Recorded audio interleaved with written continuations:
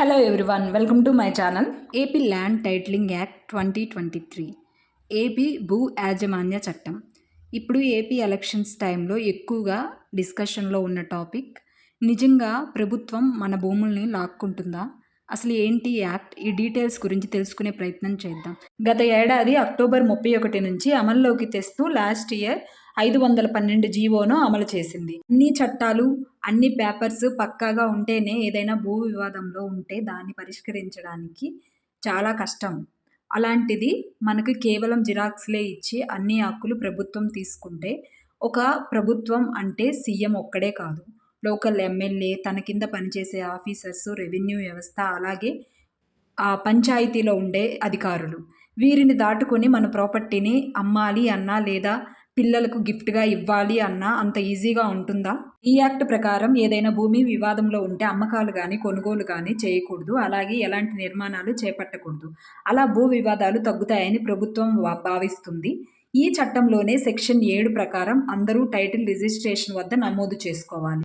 మన మొత్తం ఆస్తి వివరాలతో పాటు వివాదాలను కూడా తెలియచేయాలి. ఇక్కడ ఇంపార్టెంట్ నోట్ ఏంటంటే, టైటిల్ రిజిస్టర్ అధికారి నమోదు చేసిన వ్యక్తికి మాత్రమే ఆ భూమిని అమ్మే హక్కు ఉంటుంది.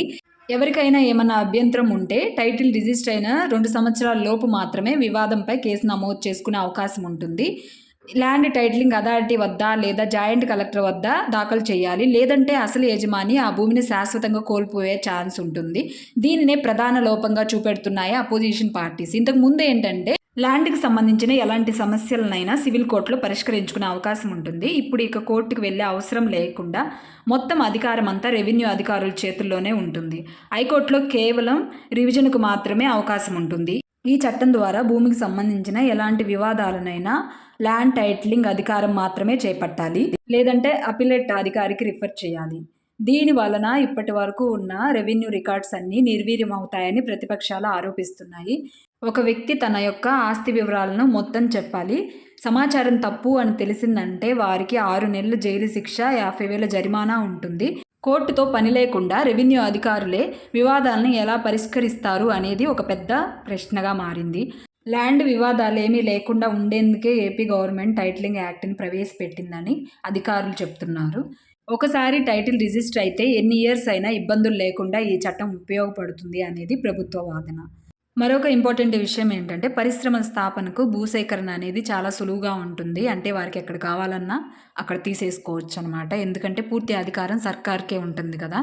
వైజాగ్లో వాళ్ళు దోచుకున్న ఆస్తులకి క్లీన్ చిట్ తెచ్చుకునేందుకే ఈ చట్టం ఉపయోగపడుతుంది అనేది అపోజిషన్ వాదన. పొజిషన్లో ఉన్నవాళ్ళు ఏమన్నారు, అపోజిషన్లో ఉన్నవాళ్ళు ఏమన్నారు అనే దానికంటే కూడా పార్టీలకు, కులాలకు, మతాలకు అతీతంగా మనల్ని మనమే ప్రశ్నించుకుంటే ఆన్సర్ దొరుకుతుంది. నిజంగా మన అధికారులు, మన వ్యవస్థలు అంత ట్రాన్స్పరెన్సీగా పనిచేస్తున్నాయా? దెబ్బ తగిలిన వాడికే నొప్పి విలువ తెలుస్తుంది. పక్కన ఉన్న వాళ్ళు కేవలం సలహా మాత్రమే ఇవ్వగలరు.